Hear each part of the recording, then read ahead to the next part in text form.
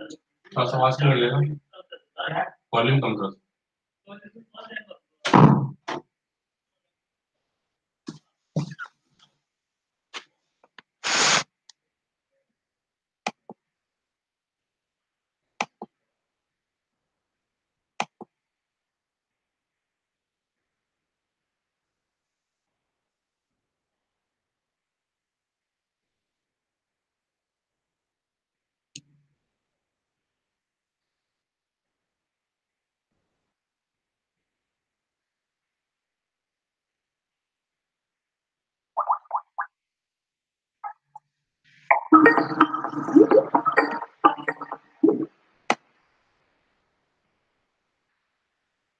Hello.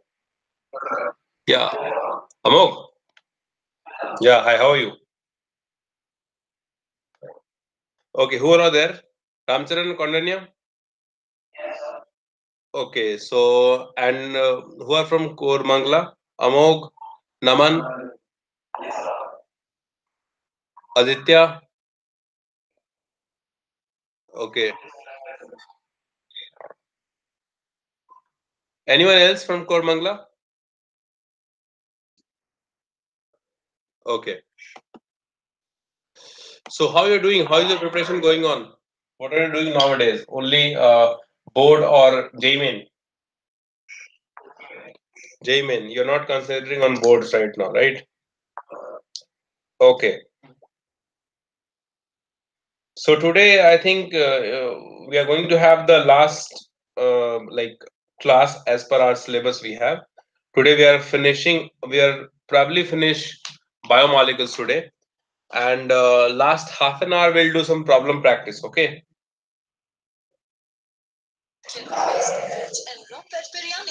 Yeah.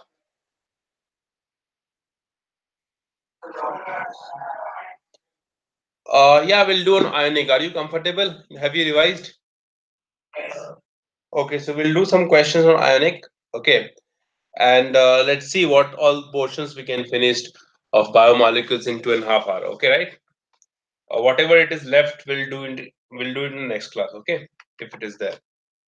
Anyways, so you see this biomolecules as far as the JMIN exam is concerned, this chapter is not that much important. Only one or two things that they have asked. Okay, uh, that will discuss actually most of the things, right? But the structure of proteins and all they haven't asked in the JMN exam, so those are not important. And one more thing, let me tell you that biomolecules for chapter like biomolecules, polymers, metallurgy, whatever is given in NCRT, that is more than enough. Okay, so NCRT you just read thoroughly, right, from beginning to end, and then you see the questions that has been asked in the previous year exam. Okay, it's not like any other chapters, any other books you have to study for these kind of chapters. Okay, so NCRT is more than enough. What all things are given in the exam, they have asked whatever things they have asked, that you can go through from the archives question that you have, and then the solution if it is. Those portions are only important. Okay, since in JEE mains you're going to have 30 questions only, so these kind of chapters are not that much important. Okay, so whatever things are important, I will tell you. Again, here in this chapter, we'll have reactions again, right? There are a few structures and then reactions. So all those things we'll discuss, and then you have to go through the NCRT. You must go through NCRT today itself. Okay, once we finish this chapter. Okay. So biomolecules are what? These are the let's start this chapter first. These are the first again. Yes, you are there on Skype, right? Okay, I have shared it on YouTube. Anyways, we are live on both. Now it's fine.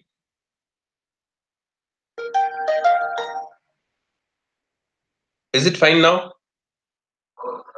No, it's not this. Oh, just a second. Is it? Okay. Okay, so you must understand first thing that NCRT is more than enough for this kind of chapter. Okay. So let's start with this. And first of all, biomolecules is what, right? Biomolecules are the organic compound. First of all, these are the organic compounds,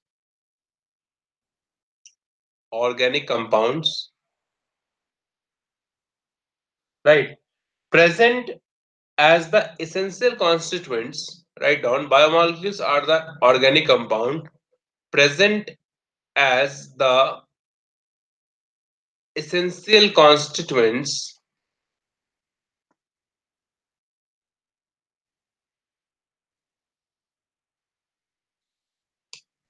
essential of living organic constituents of living organism, not organic, living organism in different cells, in different cells. Okay, so in all these cells, what all different organic compounds are present, those compounds we call it as biomolecules. Okay, these biomolecules helps in the building up of all the living system, right? Whatever the like living organism you see around yourself, those organic systems or organic organism, living organism that you have, all those living organism that builds up according to the compound, and that compounds that we have, which is nothing but the organic compounds, and we call it as biomolecules. So basically these biomolecules are organic compounds present in living cells. Okay, and these organic compounds, actually we can also say in different words that living cells, like organism, that living organism that you have, those living organism are made up of cells, and cells also contain some organic compounds, and that we call it as biomolecules. Okay, these biomolecules responsible for the building up of the living organism,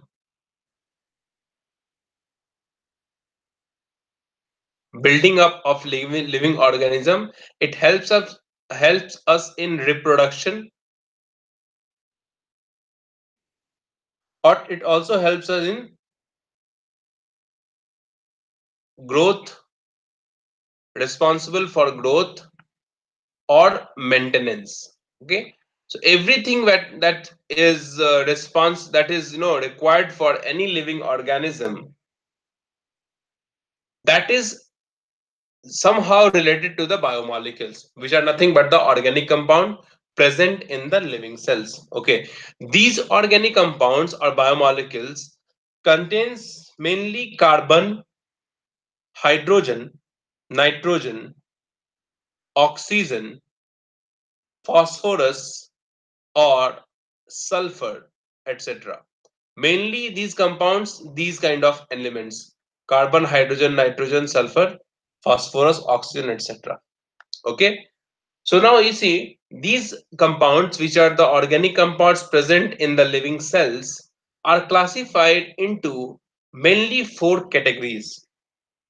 Those are carbohydrates, the first type of compounds we have, carbohydrates, which is also one of the biomolecules. Second is amino acids,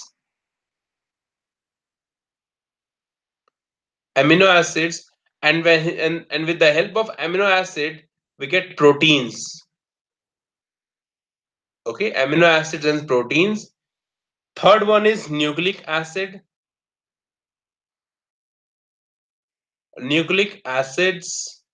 and the last one we have, that is lipids. So mainly the biomolecules are of four different types: carbohydrates, amino acids and proteins, nucleic acids, and lipids.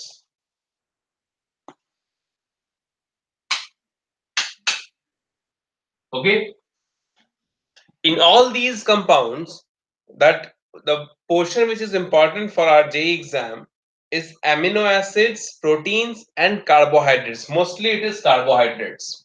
Okay, So we'll see first carbohydrates and then we'll move on to the amino acid and protein. Lipids and nucleic acid is not that much important. Okay. So write down your heading first. That is carbohydrates.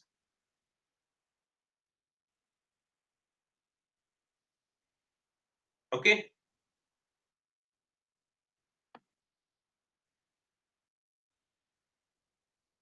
So write down the heading here. Carbohydrates.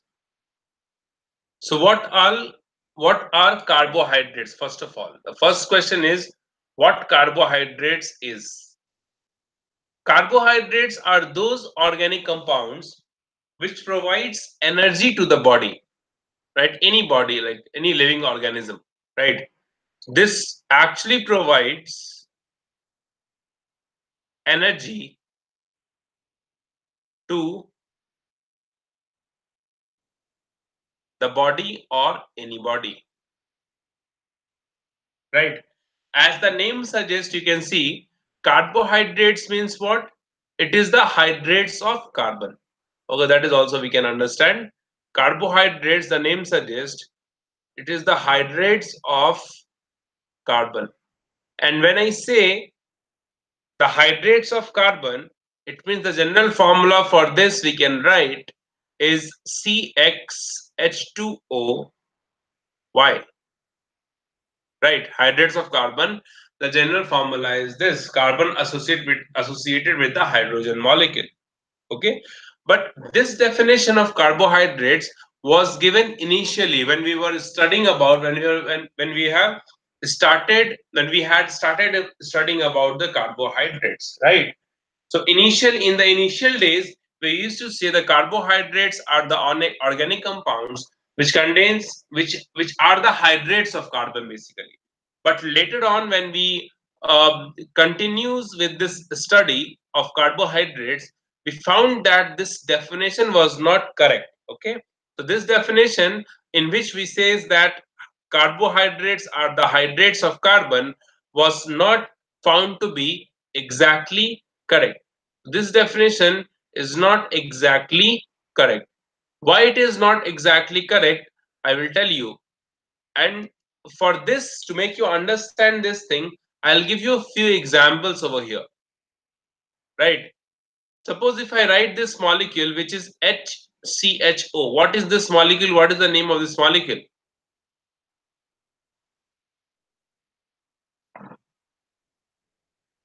This is formaldehyde, right?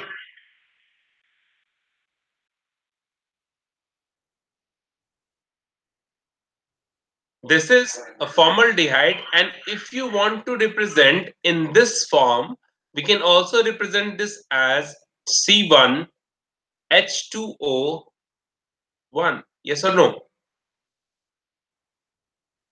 Yes. So we can represent this formaldehyde in the form of this CxH2OY. Another example you see, if you write down acetic acid, CH3COOH, this we can also write down as C2H2O, isn't it? C2H2O2, isn't it? We can write down this in the form of this also CxH2OY, right? Another example you see, which is nothing but the lactic acid, and the formula of lactic acid is CH3CHOH,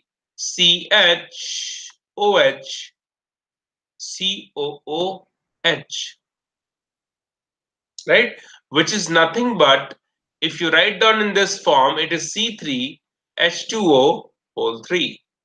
Yes. See how many hydrogen we have? 6 hydrogen. 1, 2, 5, and 6. 6 hydrogen and 3 oxygen. So we have 3 oxygen here. All these molecules you see, we can represent this molecule,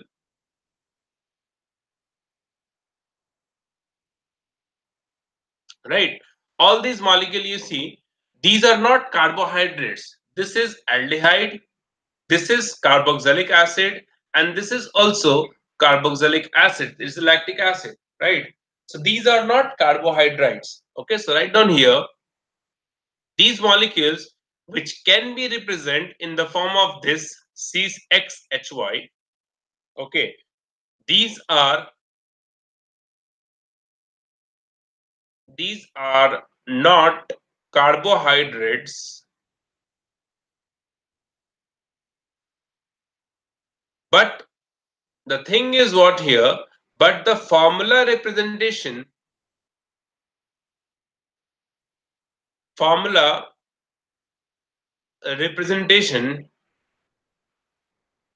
is same as the carbohydrates. Yes, these molecules are not carbohydrates, but the formula representation is same. It means whatever we have explained or the definition of carbohydrates we have given initially, which is nothing but the hydrates of carbon, which is found to be wrong in this case. Yes or no? So after all these examples that I have given you, there will be some modification required in the definition of hydrocarbon. Okay, so what we can write here, so this definition of hydrocarbon, and what is the definition? The definition is these are the organic compounds which are the hydrates of carbon. This definition was found to be wrong. Write down, this definition was found to be wrong, and a new definition is introduced, and hence a new definition of carbohydrates is introduced. Fine. Now, what is that definition? Okay. And one more thing that you can understand here, that these are the examples I have given you. For these compounds, the formula representation is same as the carbohydrates formula that has been given initially, right? These are not carbohydrates basically, but one formula of carbohydrates if I give you, which is nothing but rhamnose. Okay, so write down the definition, write down the name, that is rhamnose. Okay, Rhamnose, rhamnose. This is a carbohydrate, right? Rhamnose is a carbohydrate, and its formula is C6H12O5. Okay, you see this formula you cannot represent in this form. Yes or no? Yeah. So we cannot represent one of the carbohydrate in this form, but other molecules which are actually not carbohydrates, but we can represent in the form of this, right?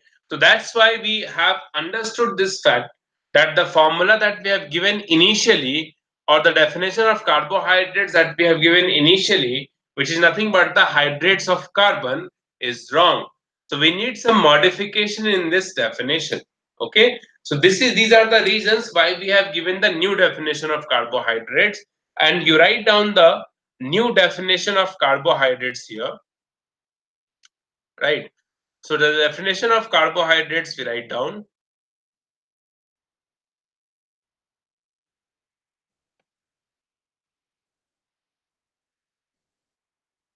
Okay, the definition is these are the optically active. I'm not writing down the definition, you just write it down. These are the optically active polyhydroxy. These are the optically active polyhydroxy aldehyde or ketone,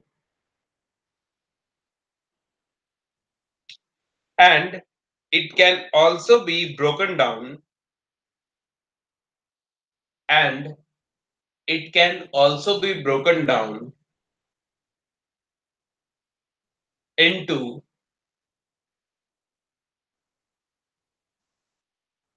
it can also be broken down into the smaller polyhydroxy aldehyde or ketone, through hydrolysis. It can also be broken down into a smaller polyhydroxy or ketone through hydrolysis. Okay, so this is the actual definition of carbohydrates or biomolecules. Okay, example, if you see here, the example of carbohydrates or biomolecules, the first very common example we'll see here, that is glucose, right? And the structure of glucose that you have is we have aldehyde CHO, and here we have OH, H, OH, H,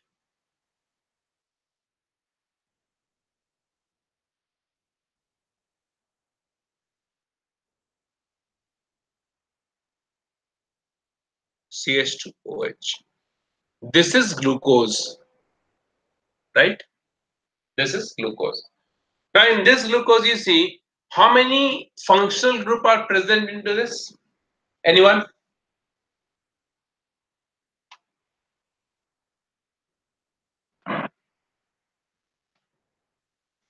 Okay, first let me write down the another example also. This is glucose, another one is fructose, and the structure of fructose is CH2OH, C double bond O, H, OH, OH, H, OH, H, and CH2OH.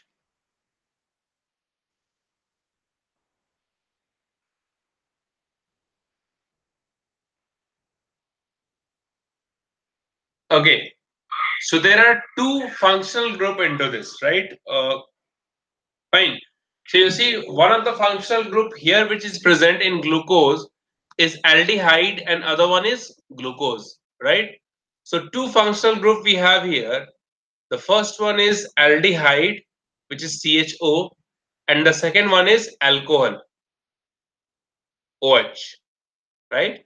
And in these two, we have done the nomenclature already. So obviously the primary functional group is aldehyde according to the preference, and secondary functional group is secondary functional group. Alcohol is a secondary functional group, right? Here in the case of fructose, the primary functional group PFG is ketone, and the secondary functional group is again alcohol.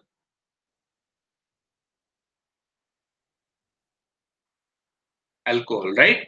So here you see there are two functional group present. One of these functional groups are primary, other one is secondary.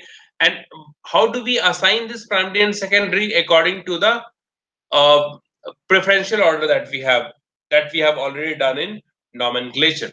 Okay, and the definition, if you see the definition of carbohydrates, these are the compounds which are polyhydroxy, aldehyde or ketone, and which can also be converted into a smaller hydroxyaldehyde or ketone through hydrolysis. Okay, so this hydrolysis part that I told you in the definition, if you see the example of that, and that will be what? Suppose if I write down this compound, which is CHO, right? And this is connected with one oxygen here, H this side, and here we have OH, H, CH2OH, and this is connected with, suppose here we have CHO, H, OH, and H, and here we have CH2OH. When you do the acidic hydrolysis of this, which is nothing but H plus H2O. So what happens? This ethereal oxygen that you have, which contains two lone pair here, and we have discussed in the like alcohol in the ether chapter that this lone pair is takes part in the reaction. This lone pair will attack onto this H plus, and we get OH here with positive charge on this oxygen. And one of these bond will break and will get the compound. Okay, so the compound that we get here, that could be this. We have OH this side, H this side, OH this side, H this side. Here we have CHO, CH2OH, plus the another compound here it is HOH, OHH. This is CHO and this is CH2OH. This is OH, not CH2O, right? So these are what? Any compounds that we have which under acidic hydrolysis gives you polyhydroxy aldehyde or ketone, or also known as carbohydrates, right? So this is also the carbohydrates, this is also carbohydrates, and this is also carbohydrates. This is what the definition we have for carbohydrates. Understood? Okay. So now this is the definition of carbohydrates we have. Now the another thing in this, that there is a configuration, we call it as D and L configuration. Okay. So next heading you put on, that is D comma L configuration.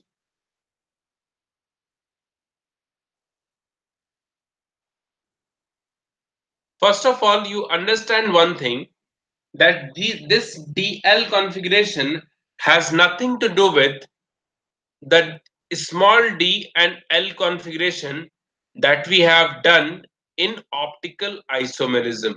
Understood? This capital D and capital L is completely independent of the small d and small n configuration. These two has no relation. Fine? These two has no relation. Now, how do we assign this D, capital D and L configuration, this D and this L configuration? For that, we have taken a reference compound. Okay. So this you write down here, this DL configuration is assigned for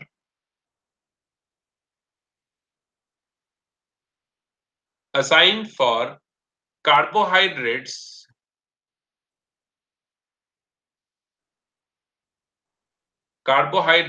and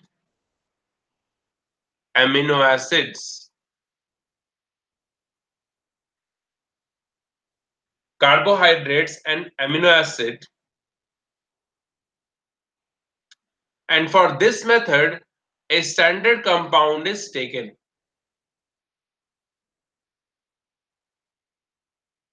A standard molecule is taken.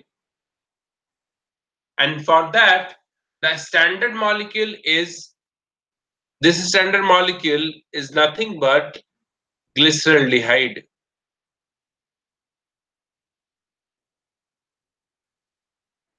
Glyceraldehyde. Now, glyceraldehyde structure you see, if it is CHOH, and this CHOH is connected with CHO and CH2OH. Right? This is the formula of glyceraldehyde. Now, when you see the structure of glyceraldehyde, it is found to be this. This is the central carbon connected with CHO here. One side we have OH, other side we have H, and the fourth one is CH2OH. This is one possible structure you can draw. Another possible structure is what? It is CHO, HOH, and here we have CH2OH. This is the structure of glyceraldehyde. Okay. Now in this one, how do we assign D and L configuration? Right. So to assign DL and configuration, we should know the position of OH group.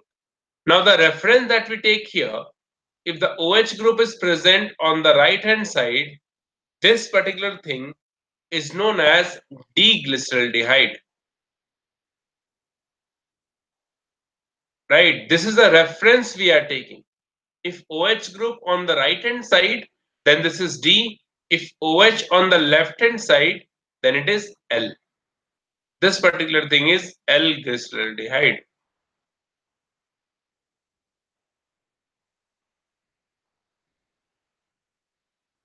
Right? So in sugar also, whether it is glucose or fructose, the configuration DLL we always define by the position of OH group. Right?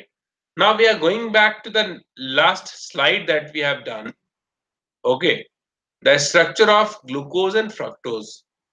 In this one, you see, there are so many OH group present, right? Like here in this case, in glyceraldehyde, there is only one OH group is present. So this is not polyhydroxy aldehyde or ketone, whatever it is, right? However, you see, there are two OH group present, right? So whenever we have two OH group present in the molecule, we call it as polyhydroxy, right? So when the OH group is more than two or more than two, then it is considered as polyhydroxy group, right? And it can be carbohydrates also. So glyceraldehyde is what? Glyceraldehyde, since it contains only two hydroxy group here, so this is the smallest carbohydrate that we have or that we know. Understood? For carbohydrates, for carbohydrates, we have at least two hydroxy group present with aldehyde or ketone as the primary functional group, right? Now, what is polyhydroxy? It means the number of OH group present should be more than or equal to 2, right? So, glyceraldehyde, you see there are two OH group present, right?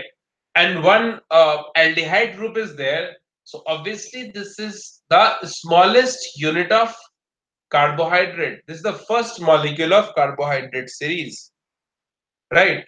And what we say then, when it is D and when it is L, when the OH group on the right hand side it is D, when the OH on the left hand side it is L, right?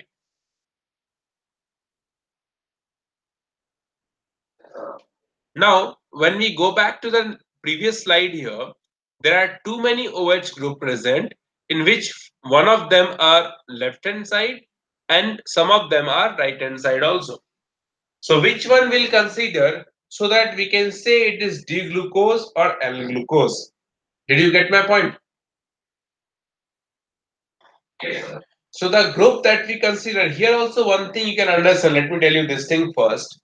If I ask you how many chiral carbons are present in glucose, what is the answer? How many chiral carbons?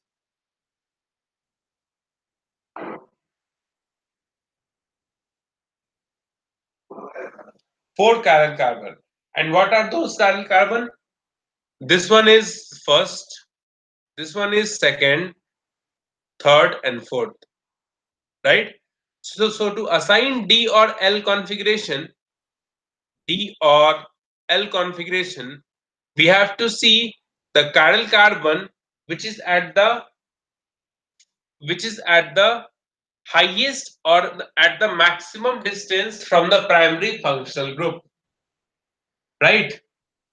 So when the OH group present on the right hand side of the chiral carbon, which is present at the maximum distance from the primary functional group, then the carbohydrate is said to be D carbohydrates. Like you see in this example of glucose, right? These are the four chiral carbon we have, right? And this chiral carbon is at the maximum distance from the primary functional group, right? Correct? Primary functional group. So now we have to see the carbon atom or the chiral carbon which is at the maximum distance from the primary functional group, right? So the maximum distance from the primary, this is the primary functional group PFG, and this chiral carbon is the farthest distance, and the OH group is present on the right hand side. And when it is on the right hand side, you see what I told you, when glyceraldehyde OH on the right hand side it is D, when it is on the left hand side it is L. So according to this reference, this particular molecule is D glucose, right? And this particular molecule is D fructose.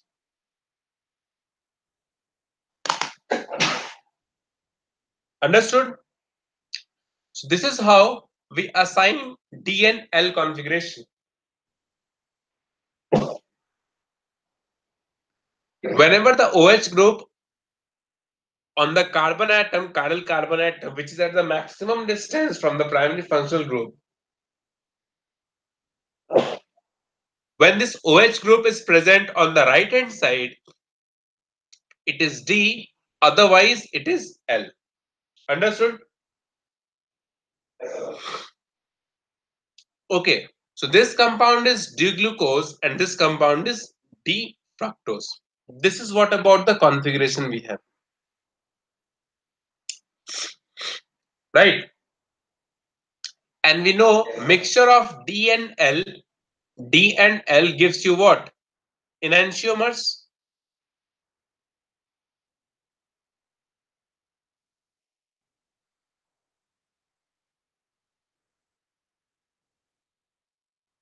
Equimolar mixture of D and L compounds are enantiomers. Okay. One more thing here you see, and this question also they have asked in the exam. For this particular compound, that is D glucose here, which is the first carbon? This is the first carbon we have, primary functional group, second, third, fourth, and fifth, right? Okay. So at the second carbon, you see OH is present on the right hand side. Okay. So this we call it as 2D, since OH on the right hand side, comma. At third carbon, the OH on the left hand side. So this will be 3 dash L. Fourth carbon, OH on the right hand side. So this will be 4 dash D. Fifth carbon, OH on the right hand side. So it is fifth dash D. This is also the representation of glucose, D-glucose. Yes. So like this also they frame the option. Okay, 2D, 3L, 4D, and 5D. This is also you have to understand that whenever D is OH is present on the right hand side, it is always D. Okay. OH on the left hand side, it is always L. Similarly, on this basis, if I write down the structure of fructose will be what? This is first carbon, right? This is second, third, fourth, fifth, and sixth. Third, fourth, fifth, and sixth. So the third carbon, OH on the left hand side is 3L. Fourth carbon, OH on the right hand side is 4D and 5D. This is also a representation of glucose. So whenever the OH is present on the right hand side, it is always D. When it is on the left hand side, it's always L.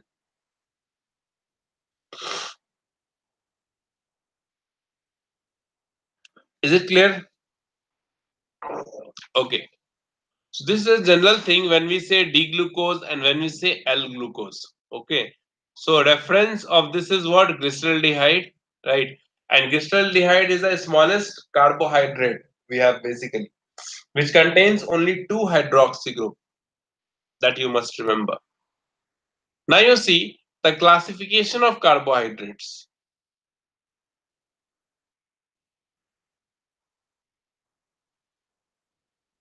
So there are actually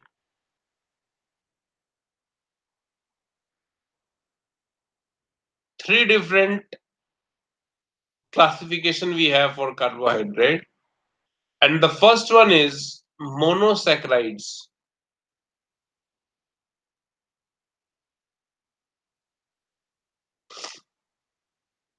CHAII saccharides, no, RIDES.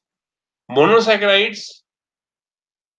Then we have oligosaccharides,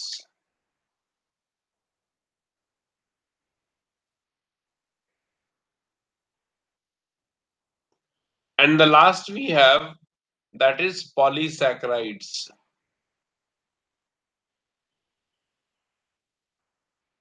Monosaccharides, oligosaccharides, and polysaccharides. Okay, classification of carbohydrates. So here, monosaccharides are actually those compounds right on here which cannot be hydrolyzed any further. Means hydrolysis of monosaccharides is not possible.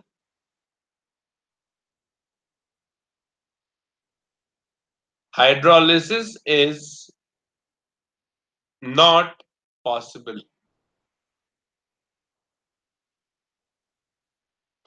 Okay, and monosaccharides are actually the smallest unit of carbohydrates.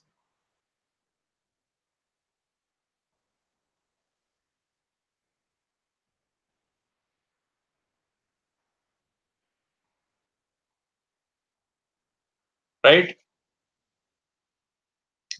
Monosaccharides are the smallest compound we have, right? So this is nothing but the smallest which we cannot be hydrolyzed further, right? For example, you see the example of monosaccharides we have, that is glucose, fructose, fructose, galactose, etc.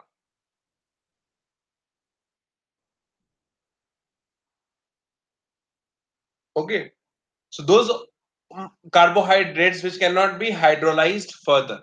Okay, those we call it as monosaccharides, which has only one units. Now this oligosaccharides are what? Which on hydrolysis, you write on here only,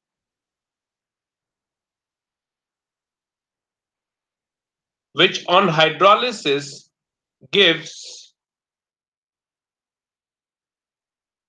2 to 10 units of monosaccharides.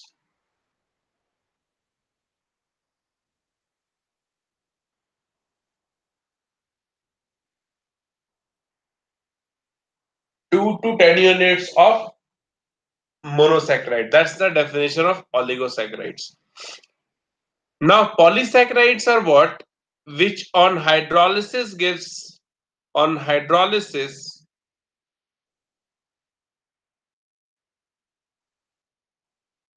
more than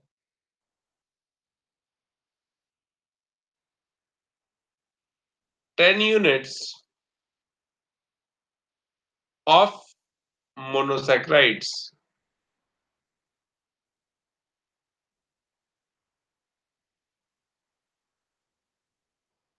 Gives more than 10 units of monosaccharides. So whenever there is only one compound we have and hydrolysis is not possible, the compound is said to be monosaccharides.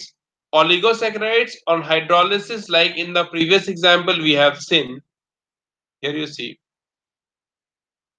Here you see. This compound on hydrolysis gives 2-hydroxyaldehyde, right? Polyhydroxyaldehyde.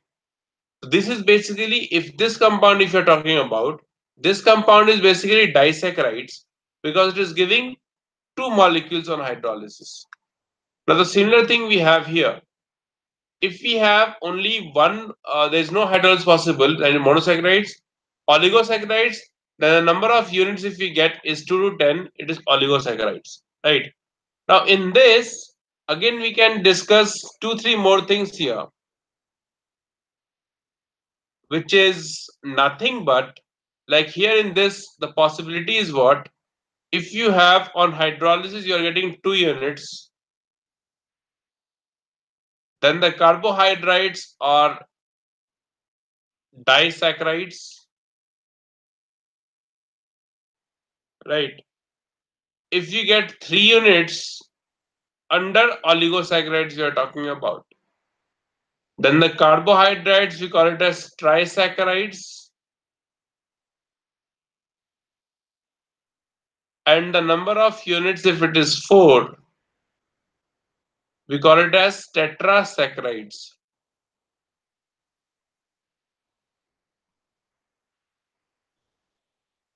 Okay, so depending on the number of units we are getting upon hydrolysis, we call it as di, tri, tetra, and so on, right? So this is the classification of carbohydrates. Now, in this, the example of disaccharides you see, which is important. So example of disaccharide I'm giving you now, which we'll see later on also. Example of disaccharides you write down. The first example we have, if you have sucrose on acidic hydrolysis, which is H3O plus, it gives glucose and fructose. This is glucose and fructose. If it is maltose, and when you do acidic hydrolysis of this, it forms 2 unit of glucose itself. When it is lactose, and when we heat this or hydrolyze this, we get one of the compound is glucose, which is common in all these, and other one is galactose.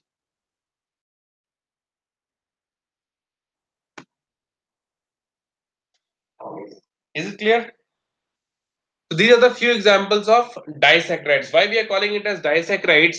Because all these examples, whether it is glucose, maltose, and lactose, upon hydrolysis gives 2 units of monosaccharides, right? Which is glucose, fructose, glucose, glucose, and glucose galactose. And hence we call it as disaccharides, which comes under oligosaccharides only. So this is the classification of biomolecules. Now the first thing that we are going to understand here is monosaccharides.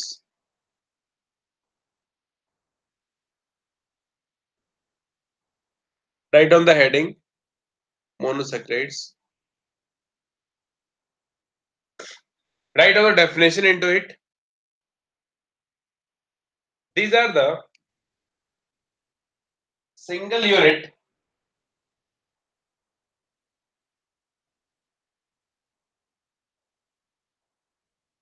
these are the single unit carbohydrates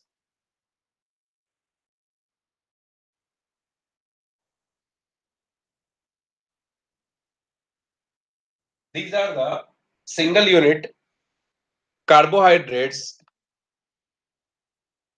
which cannot be broken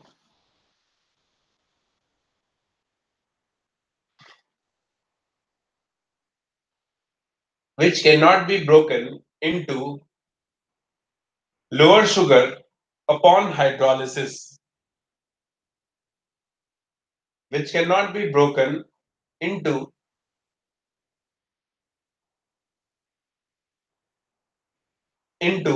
lower sugar upon hydrolysis. Monosaccharide, next line, write down, next line. Example of this is glucose or fructose, anything. Monosaccharides, next line, write down. Monosaccharides with 3 to 9 carbon atoms are known.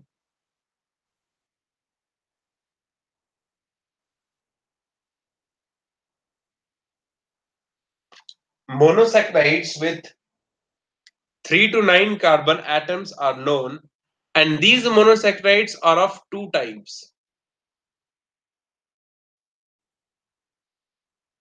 The first one is aldose or aldosis, we call it as.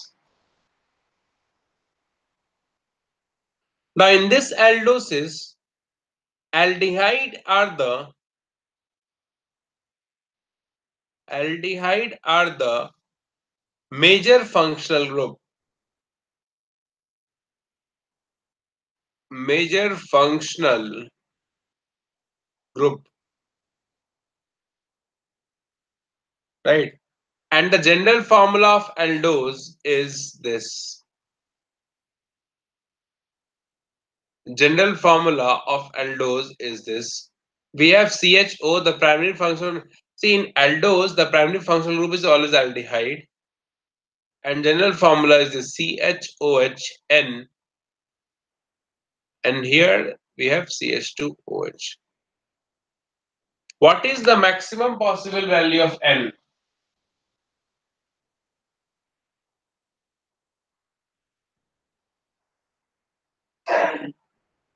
7. Why it is 7? 3 to 9 carbon atoms are there, right? So N value can be anything.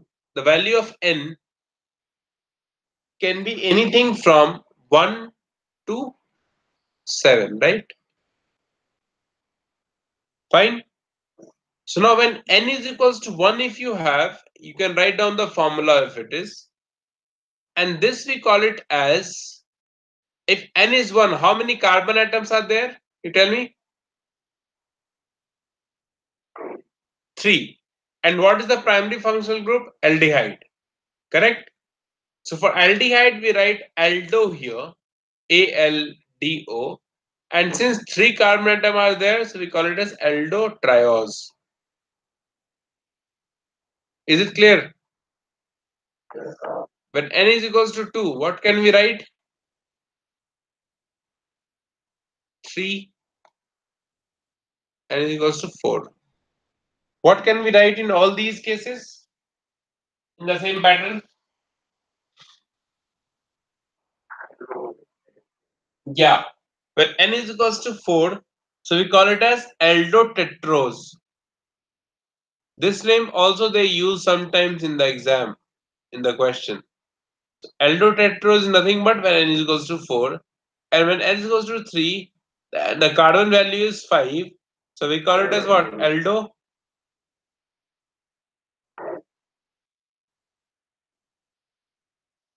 Aldopentose. And when N is equals to 4 we have, so we call it as aldo.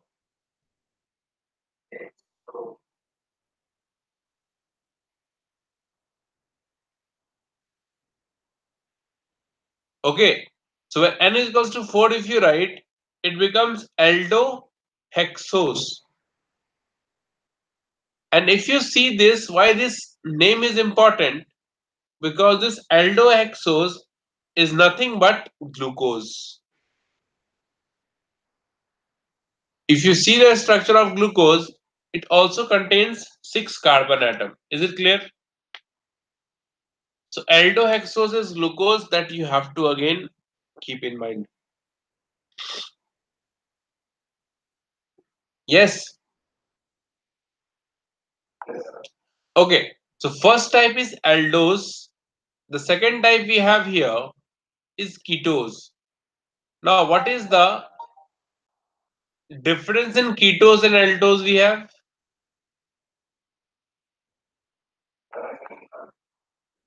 Yeah, in this case, the primary functional group is ketone.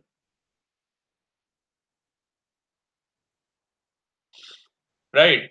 And the general formula we have in this case will be CH2OH,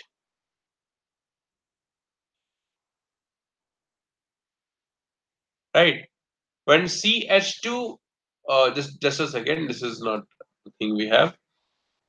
General formula is CH2OH, and then we have the primary functional group is ketone, CHOHN, and then we have CH2OH. Fine. This is the general formula of ketose, where n value can be vary from, what is the value of n, possible value of n?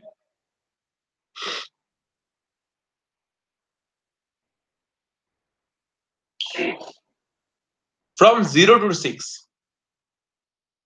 N can be anything from 0 to 6 because the total number of carbons should be 9. So these are the two possible values. Now when n is equals to 0, you substitute, the name of the compound will be what? Similarly that we have done, that will be keto triose,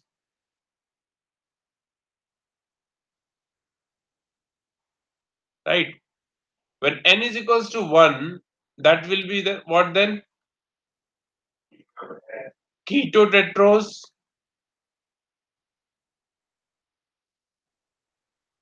When n is equals to 2, it is keto hexose. And this ketohexose is nothing but what we have. We call it as a. If you substitute n is equals to 4, then the number of carbon atom will be what? 4 here, 5, 6, 7. Okay, then no, n is equals to 2 if you have. Okay, we have 2. No, no, it's not true. So it is ketose pentose. Fine. It is ketose pentose. Right. When n is equals to 3, it is what? Ketose hexose. And why this ketose hexose is important? Why? Because fructose belongs to this family. Yes or no? Right. So this is the general formula of a ketohexose. We also call it as fructose. That is what you have to again memorize. Okay. Now we are going to discuss one by one about this glucose and fructose, which is important, the various structure and reactions. So you write down the heading glucose. Okay, just give me a second. I am coming.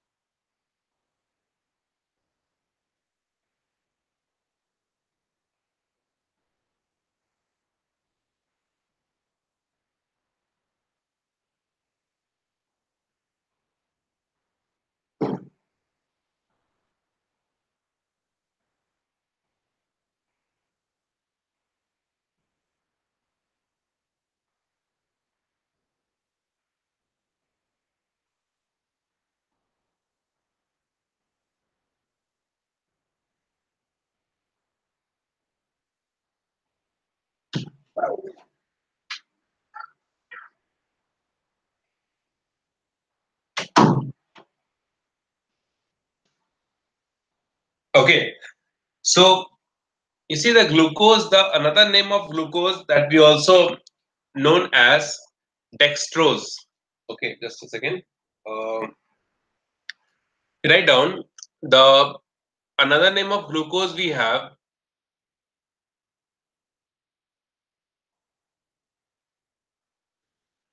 This glucose we also known as dextrose.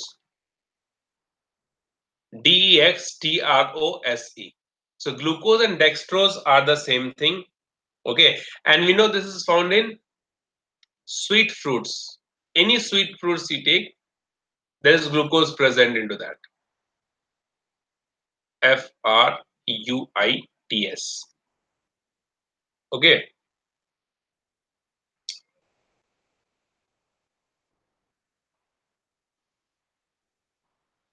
Now, the preparation of glucose, you see, only we have two reactions in this which are not that much important, but I'll just give you this preparation of glucose.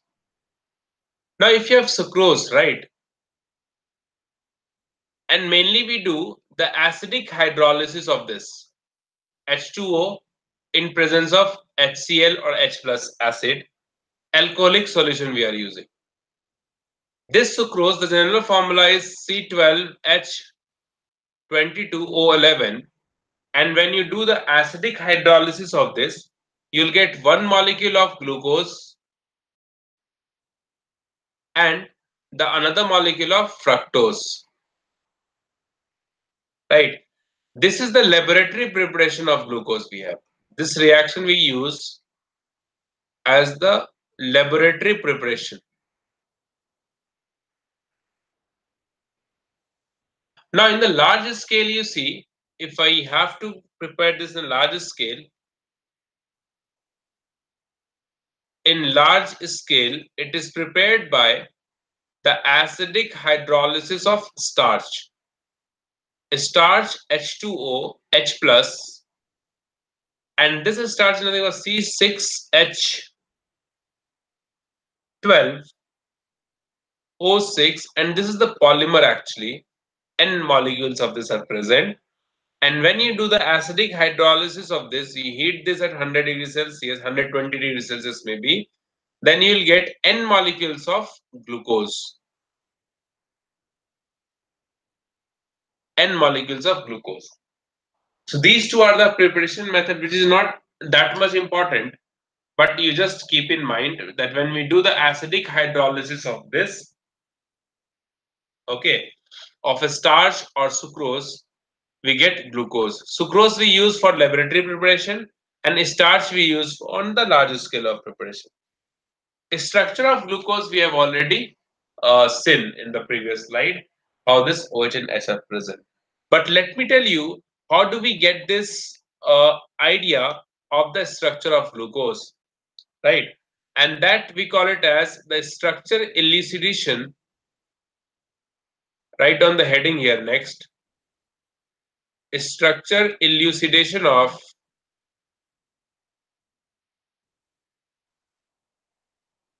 A is not there.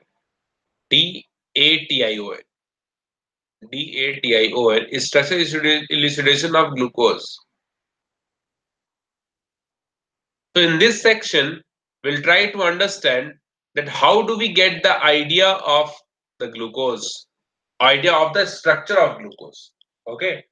So the way I'm writing down here, the same way you write down. Okay, just one single page you take and you write down all reactions here into this. So first of all, you see the structure of glucose that you have, which is nothing but this. Write down as it is in the middle of the page, you write down this structure, which is CHO, and this contains first OH on the right hand side, H on the left hand side, and then here we have H, OH, OH, H, OH, H, and the last we have CH2OH. Now, in this section, we are going to understand Then how do we understand that there is one, aldehyde group and then alcohol group are present? Okay, that's the purpose of this thing. How do we get the idea of the structure of glucose? One thing, let me tell you here, that we are not going to understand that all these carbon atom contains OH group on the right hand side, left hand side, and right, like this. So why this is on the right hand side or on the left hand side, that we are not going to understand here because it is not there in our syllabus, right? But how do we know there are 5 hydroxy group present, one carbonyl group is present, and that carbonyl group is nothing but aldehyde. So all this information, how do we have? Okay. So for this to understand, there are certain experiments that we have done, which is nothing but the reactions. Okay. The first reaction we did here is what? We allow this structure, you have taken this glucose, this is nothing but glucose we have, and we allow this glucose to react with the red phosphorus and Hi. So this reaction is nothing but the same reaction we have as we have already done in alcohol and aldehyde chapter. When we reduce this with red phosphorus and Hi, all these groups will get reduced and will get N-hexane here, normal hexane, right? So when we get net N-hexane, this actually represents that there is no branch present into this. This is the key point we have here. When we get normal hexane, it means there is no branch present. Whatever the structure of glucose we have, that will be a straight chain structure. This is the first information we get when we allow this to react with red phosphorus and Hi. Okay. Now the second reaction that we used to perform here is the reaction with hydroxylamine.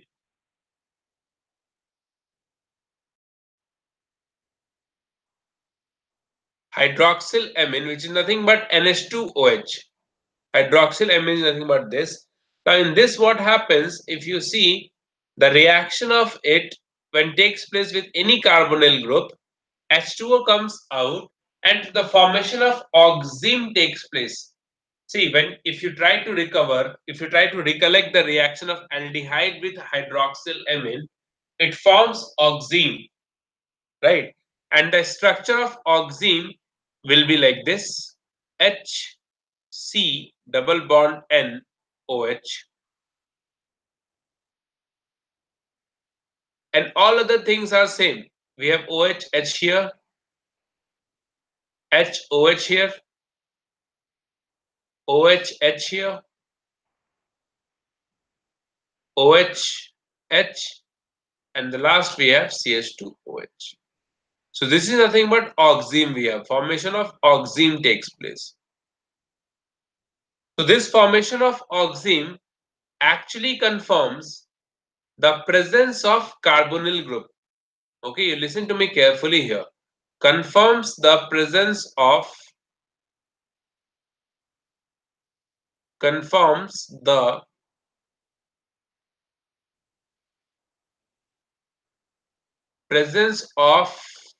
carbonyl group.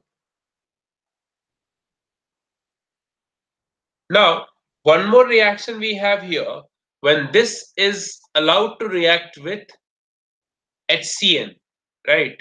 Hydrogen cyanide, and it forms cyanohydrin. And if you see this reaction is same that we have done in aldehyde chapter. Okay. And the structure that we get here is HCOH CN here. And again, all other things are same, where the OH on the right and then OH on the left, and then the two OH group on the right hand side. OH here we have CH2OH, H and H. This actually known as cyanohydrin, if you remember. Cyanohydrin. So again, the formation of cyanohydrin confirms the presence of carbonyl group. confirms the presence of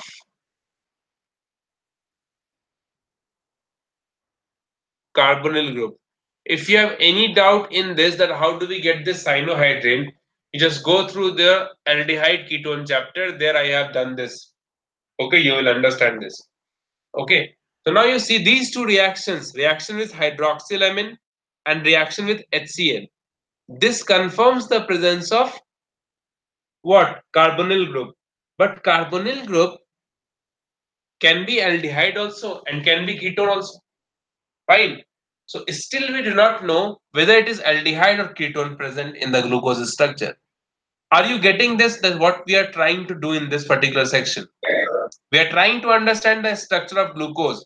Like we said, that the structure of glucose contains one aldehyde group and five hydroxy group. Then the point is, how do we get this information that we have one aldehyde group and hydroxy group? That is what we are trying to understand with the reaction with the various chemical reactions. So when we do these two reactions, formation of oxime and cyanohydrin confirms the presence of carbonyl group, but still we do not know whether this carbonyl group is aldehyde or ketone. Yes.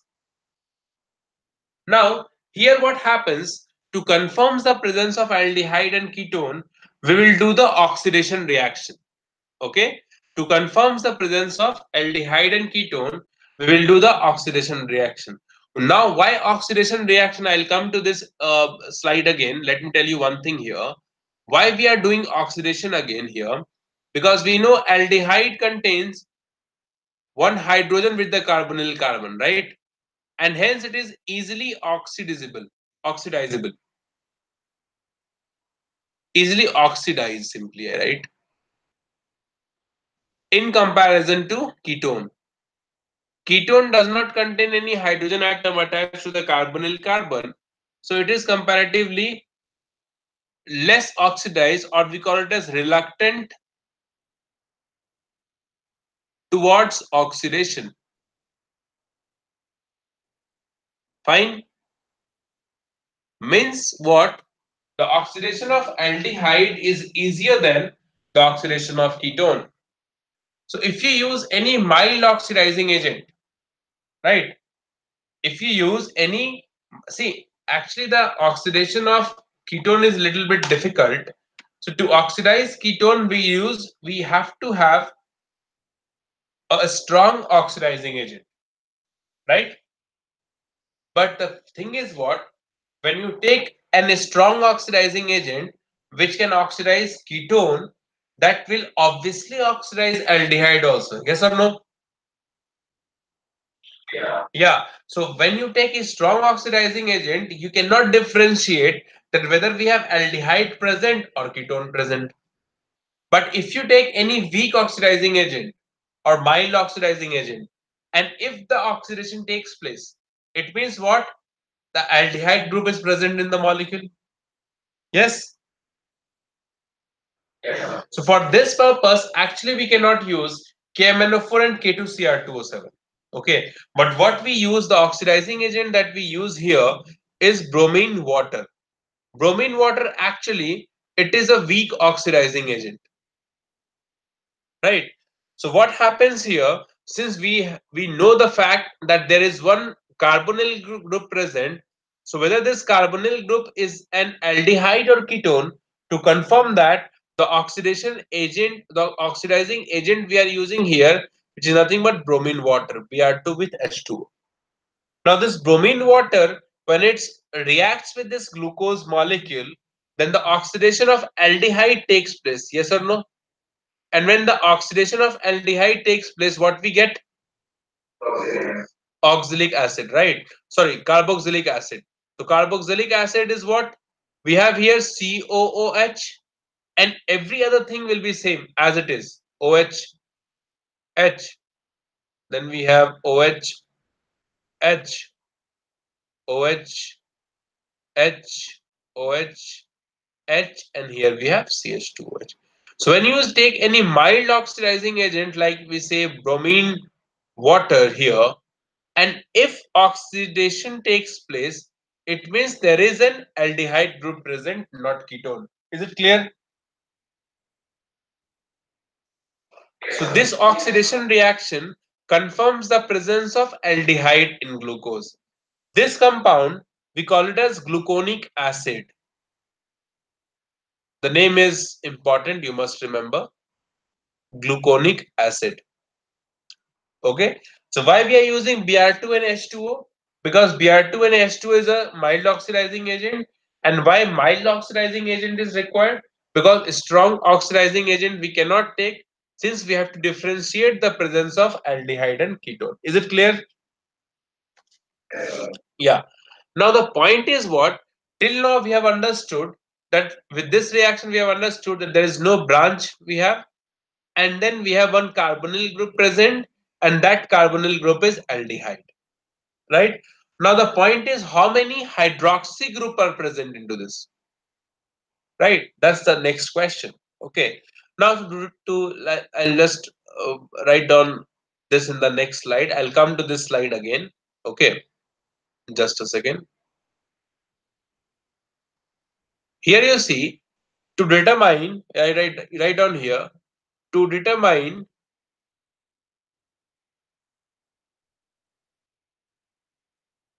how many hydroxy group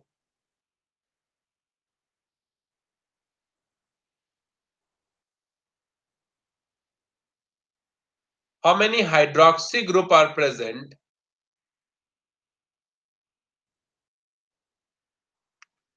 we can have actually two types of reaction possible. Let me tell you, this reaction can be acetylation also. Acetylation reaction is what? Suppose I have taken this alcohol ROH, and when it reacts with CH3COCl, what is the product we get? Can you tell me?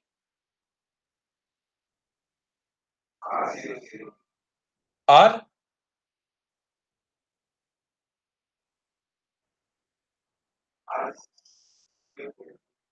RCOCl.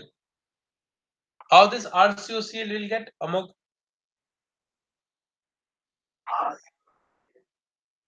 RCO ROCOCS? Actually, you see one thing you just keep in mind. This lone pair will take part in the reaction, and this lone pair will attack onto this carbon atom because it is positive charge, right? Because of the electronegative difference we have here. Yes. So this OH will attack over here, right? And then when this attack takes place, this oxygen will have positive charge, right? And to stabilize that positive charge, this hydrogen will come out, and at the same time Cl minus will also come out, and we'll get HCl out, plus we'll get R O C double bond O CS3. All these reactions we have done in alcohol chapter, right? Right.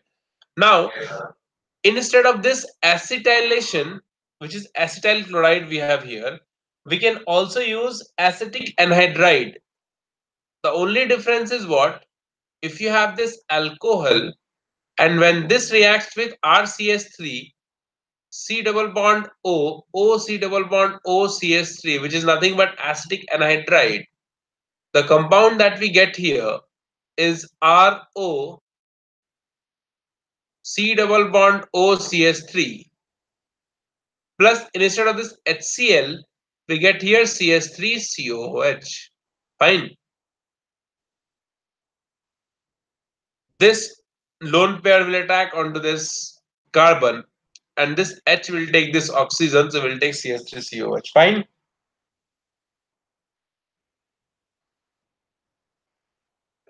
Yes. Now you see, to understand how many hydroxy group are present in the glucose, right? It depends on how many HCl or CS3COOH group is releasing, right? If you have, suppose you see here, if you have only one OH group, then how many HCl will release? One HCl, because this hydrogen, this HCl will form one HCl. These two compounds will take in excess in the reaction. Fine. Fine. So number of HCl or the number of CH3COOH, that actually gives you the number of OH present into the glucose compound. If number of HCl is 1, number of OH is 1, number of CH3COOH is 3, OH is CH3, OH is 3, number of HCl is 5, number of OH is 5, like this. Did you understand this? Okay. Now you see the previous slide here. Sorry. In this, if I allowed this molecule of glucose to react with CS3, C double bond O, O C double bond O, CS3.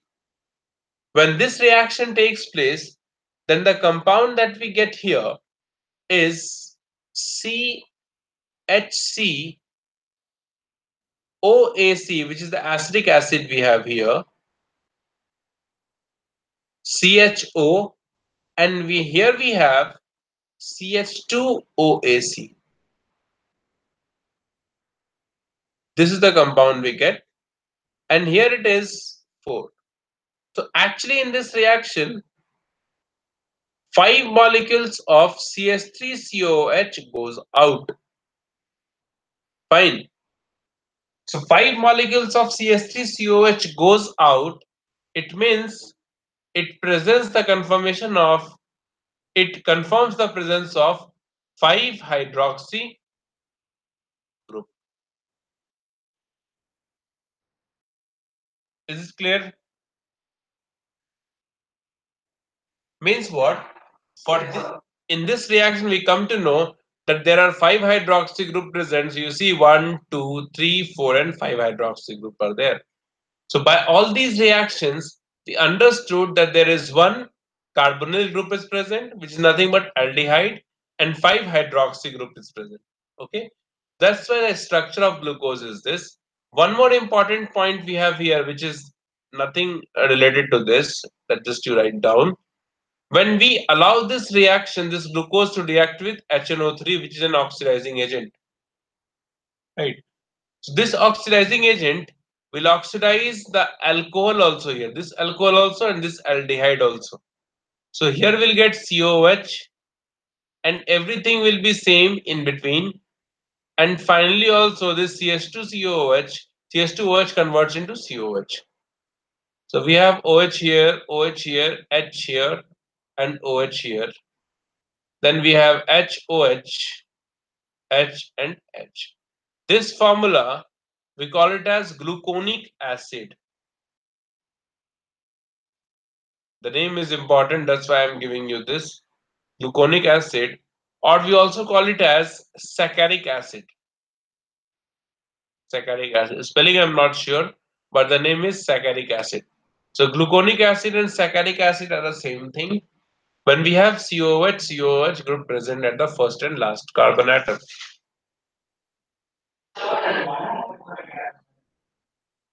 That is glucaric, not gluconic. This is glucaric. CARIC. This is glucaric, not gluconic. So when we have both sides, we have COH present, then it is gluconic. Otherwise, COH2OH gives you glucaric acid. Okay. Now you write down next. This actually this 3-4 reactions gives us the information of present of a carbonyl group, what carbonyl group it is, and how many hydroxy group are present. Okay. So on this reaction also a few questions they ask in exam. So you just remember this reaction. Okay. Now the next reaction, the next slide we have.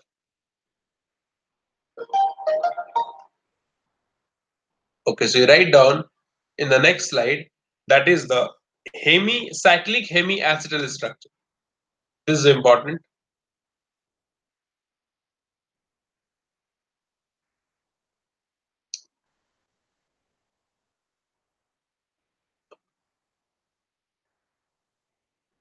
Cyclic hemiacetal structure.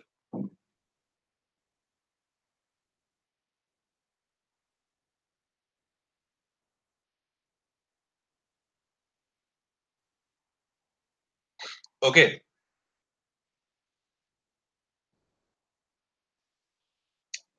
Now, to understand this, first of all, we should know what is hemiacetal structure. Okay. So let me tell you this thing first. What is hemiacetal structure? Whenever you have an aldehyde, RC double bond OH,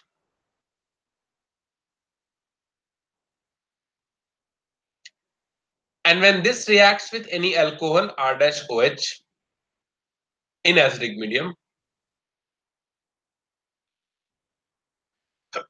the product that we get here is RCOH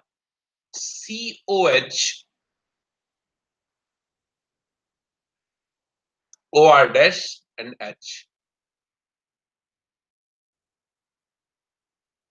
Okay, this H plus will come over here on this oxygen, and OH minus come onto this carbon. Yeah, so we have done this already.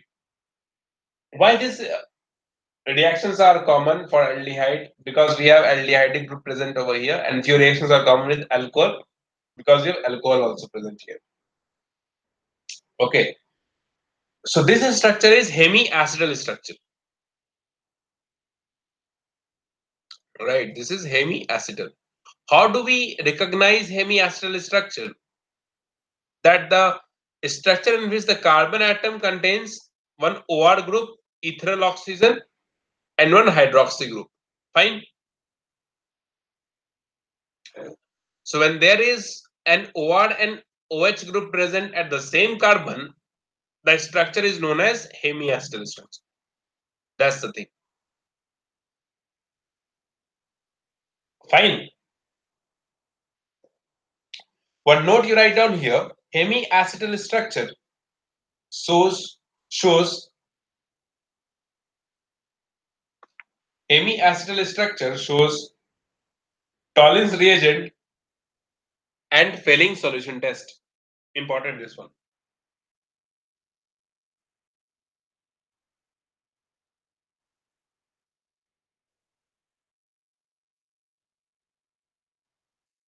Okay, hemiacetal structure shows failing solution and Tollens reagent test. Okay,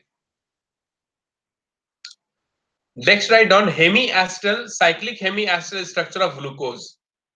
For glucose, you see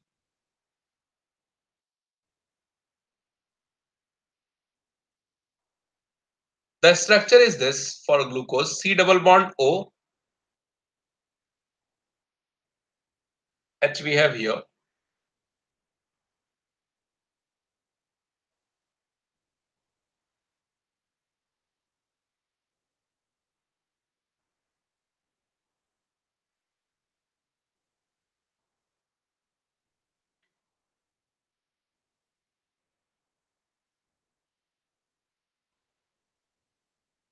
CH2H.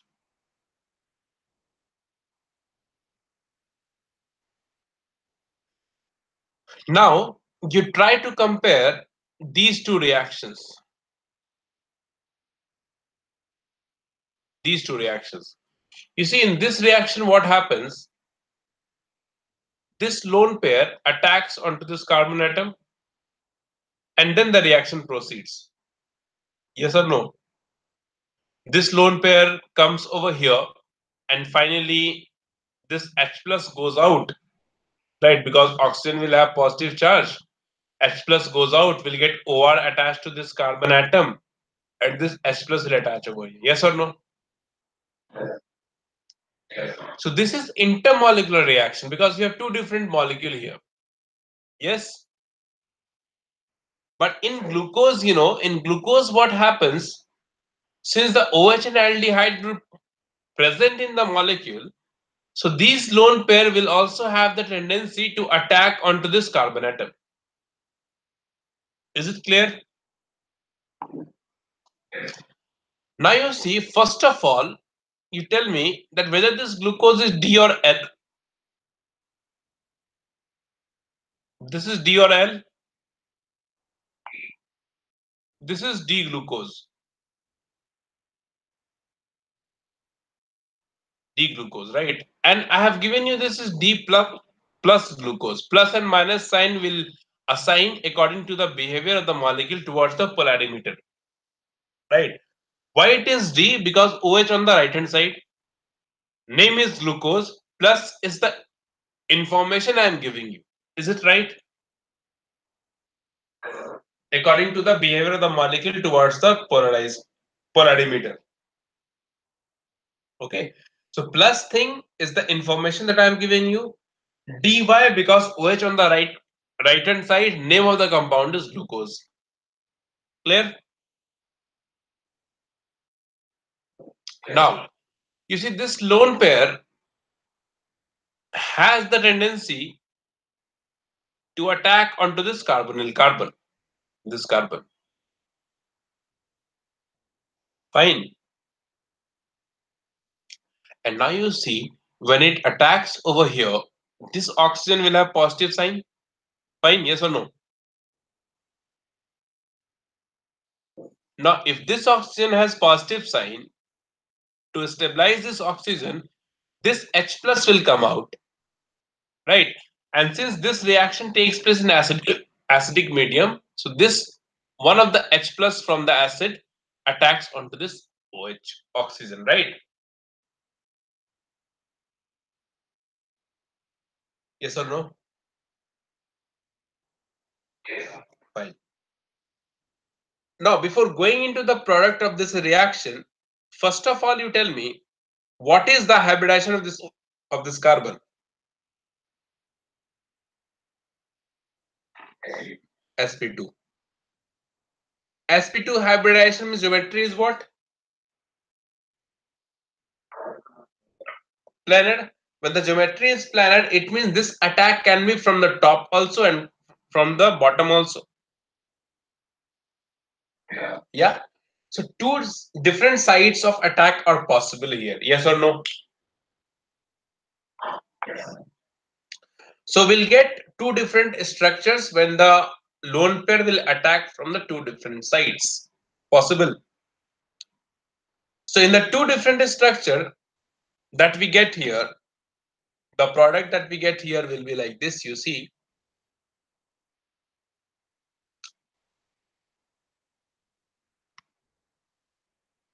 one of the structure will be like this: C OH H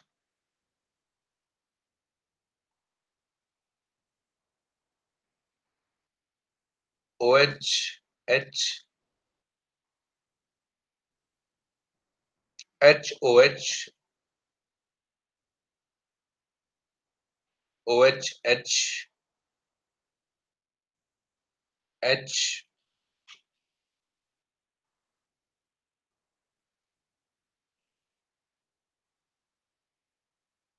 and here we have CH2OH. Plus, the another possibility is what? That this OH on the left hand side, when the attack is from the back side,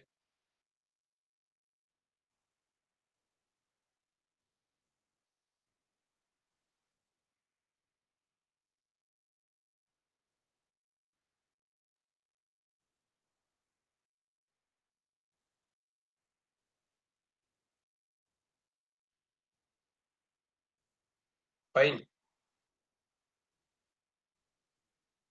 Possible?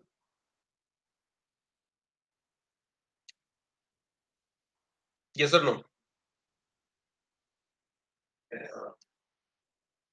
Okay. Now, this carbon is sp2 here. When the attack takes place, this converts into sp3. This also converts into sp3. Right. Now the point is the compound was D plus glucose. So this also will get here D plus glucose only. and this will be also D plus glucose. But one thing here that you have to understand, that since these two are different compounds, these two are actually distereomers.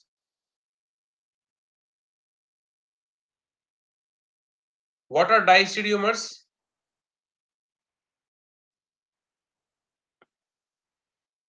Non-superimposable mirror image. Yes, non-superimposable mirror image. Oh, sorry. Diastereomers are the two different compounds which are not mirror image of each other, right? Okay.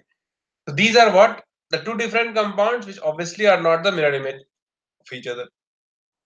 Why? Because this carbon, the first carbon, has OH group on the right hand side and this OH group on the left hand side. And this is possible in two cases. One is what? When this lone pair is attacked from the top and when the lone pair is attacked from the bottom. Why top and bottom? Because this carbon is what? Planar. Is it clear? Fine. So now another important thing here it is what? When the OH is present on the right hand side, the convention that we take here it is what? Whenever the OH on the right hand side you write, it is alpha D plus glucose. Fine. And whenever the OH on the left hand side, it is beta D plus glucose. There. This you have to again memorize. This again the convention we have OH on the right, alpha, OH on the left, beta. Why D plus glucose? Because we are forming these compounds from D plus glucose only. From two sides, attacks are possible. If OH on the right, alpha, if OH on the left, beta, and then D plus glucose is common. Is it clear?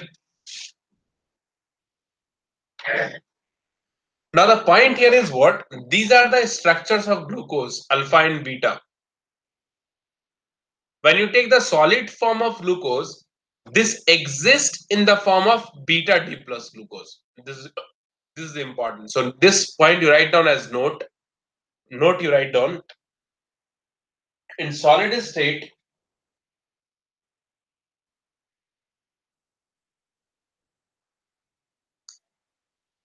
in solid state, glucose found in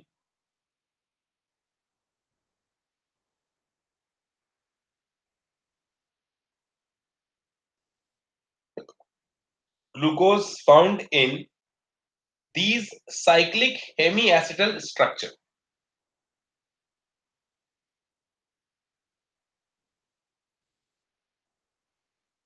Glucose found in these cyclic hemiacetal structure. Now, why we are calling it as hemiacetal? Sorry, wait, just wait. Hemiacetal structures. In bracket, you write down in which beta form is more stable. In bracket, you write down beta form is more stable. Finished. Why beta form is stable? That we'll also discuss later on. Just to write down it now.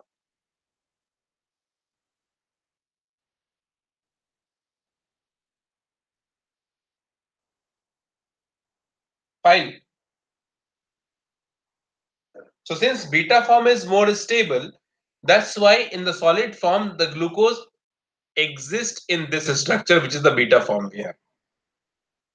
Now there is one term here that we use is anomers. Okay, it is important. So you write down the next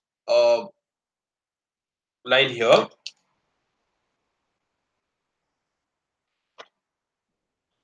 Which is anomers.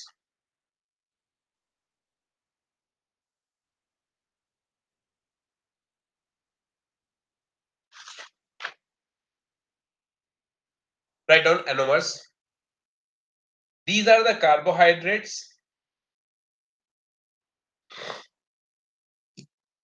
These are the, this is important, okay? So you must Remember this. These are the carbohydrates which differs in configuration.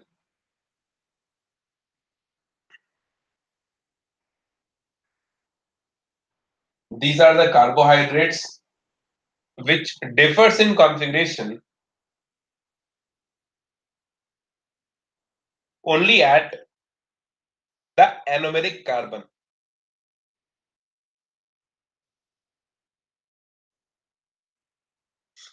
Which differs in configuration only at the anomeric carbon.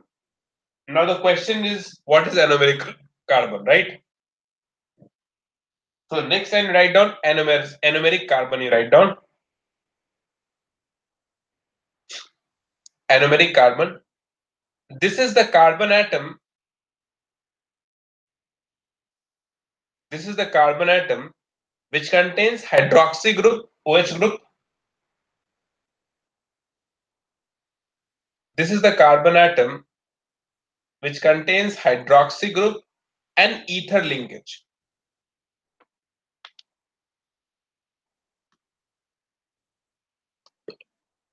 And ether linkage. So now you see why these are the hemiacetal structure. Okay. So what is hemiacetal structure? The carbon contains hydroxy group and OR group, right? Fine. So in this structure, you see this carbon, the first carbon that we have, it contains hydroxy group also and OR group also. Here you see within the molecule itself. Fine. This OR group. That's why it is hemiacetal structure. This one you see OH group and OR group. Hemiacetal structure. Okay. Now this is the first carbon we have and we call it as anomeric carbon. Why you see? Because this carbon contains OH and OR group. OH and OR group. So these carbons are what? Anomeric carbon. And the configuration, obviously it is different because in one group, one compound, the OH on the right hand side and other compound OH on the left hand side. Fine. So in these two compounds, which is alpha D plus glucose and beta D plus glucose, are anomers of each other.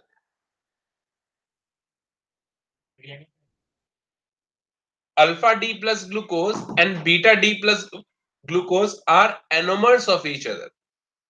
Fine. And what kind of anomers? We call it as C1 anomers. Why it is C1 anomers? When we write like this, you see here first. C-1 anomers. Because the first carbon is the anomeric carbon. Right? And since the configuration differs at anomeric carbon only, so we call it as anomers of each other. Like in the isomerism we have discussed diastereomers, diastereomers and enantiomers, right? There also, if you remember, there are a few questions in that isomerism chapter also, which is related with epimers, anomers and all, if you remember. And I told you there also that we'll discuss this thing in biomolecules, right? So now, apart from diastereomers and enantiomers, we have two different terms now. The first one is anomers, and the second one that we'll see now, which is epimers, right? So first thing you have to understand, what are anomers? Anomers are those molecules in which the configuration differs at anomeric carbon. Now, what is anomeric carbon? Anomeric carbon are that carbon atom which contains OH and OR group. Is it clear? Fine. So alpha D glucose and beta D glucose, we also call it as C1 anomers. I hope it is clear now. Yeah. So there are few examples into this that we have to keep in mind. Like sometimes they ask in the exam that which one of these molecules are epimers of each other, which one of these molecules are anomers of each other. Okay, so first of all, you write down the next example here, which is actually more important. This question they don't ask, okay? But what they ask here, you write down the next heading, sorry, which is epimers. Anomers you have done, and alpha D glucose, beta D glucose are anomers of each other. Next term you write down, which is epimers. EPIMERS, epimers. Definition you write down first. These are the carbohydrates.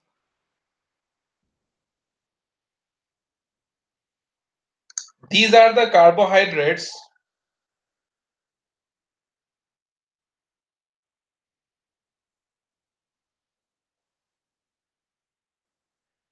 which differ in configuration. These are the carbohydrates which differs in configuration only at one carbon, only at one carbon other than anomeric carbon.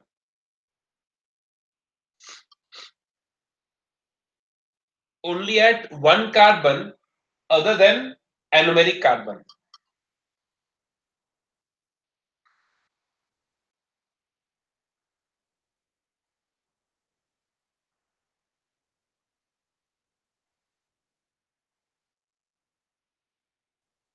Yeah, right? Done. These are the carbohydrates which differs in configuration only at one carbon other than anomeric carbon. But you know, this definition is not important because they don't ask you what are epimers. Okay. Sometimes they ask you which of these compounds are epimers of each other. So again, you have to memorize this. Example, if you see, if I write down the examples as this one, suppose if I write down D-glucose. So now I think you can easily write down the structure of D-glucose. First carbon is this, second carbon OH on the right, H on the left, then H on the right, OH on the left, then the two OH on the right, H on the left, and the last one here, we have CH2OH. This is D-glucose, yes or no? See, the purpose I am writing down this structure again and again so that you will memorize this structure. Okay. Now, if I write down the structure of D-mannose, D-mannose is this. And I am giving you this information. H this side, OH left side, and everything is same. H, OH, OH, H, OH, H, and this is CH2OH. Fine?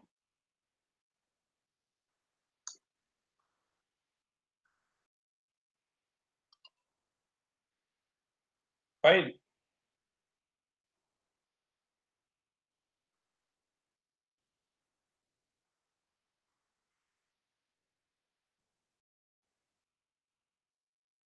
Yes.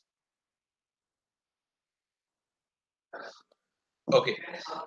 So what is the difference you observe? First of all, you tell me, I told you this formula is for mannose.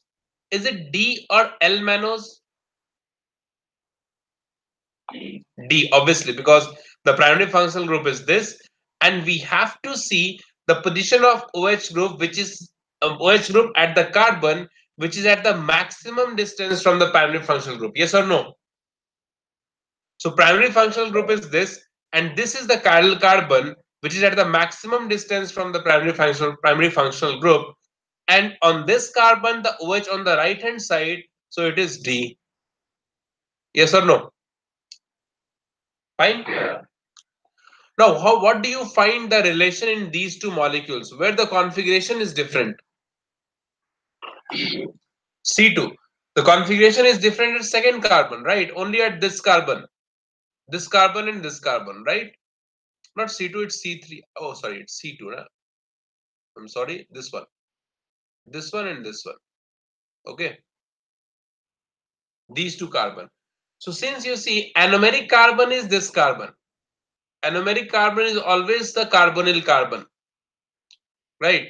So apart from carbonyl carbon, if the configuration differs at in only one carbon apart from anomeric carbon, then we call it as epimers, right? So these two are what? These two are epimers of each other. Yes or no, according to the definition?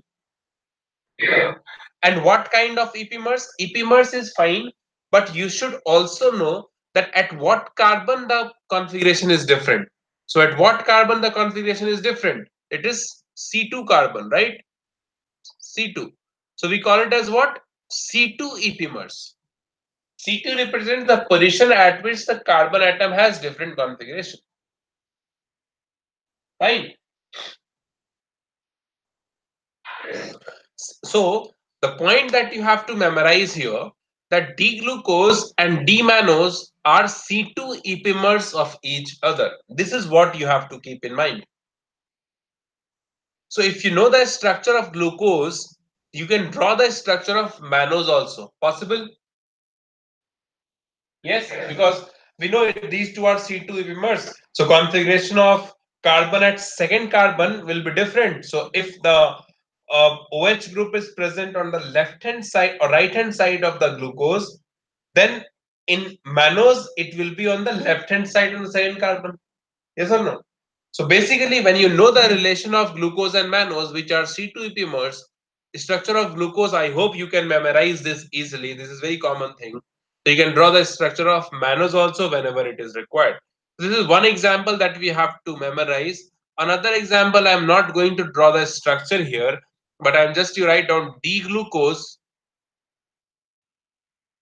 and structure of D-glucose you know already. D-glucose and D-galactose. D-galactose are C4 epimers, right? This one is very, very, very important. Okay. So can if I ask you to draw the structure of galactose, can you do that? Easily, right? Only at C4 carbon, you have to change the position of OH group 1, 2, 3, and 4. So for galactose, this OH group will be on the left hand side and H on the right hand side. Fine.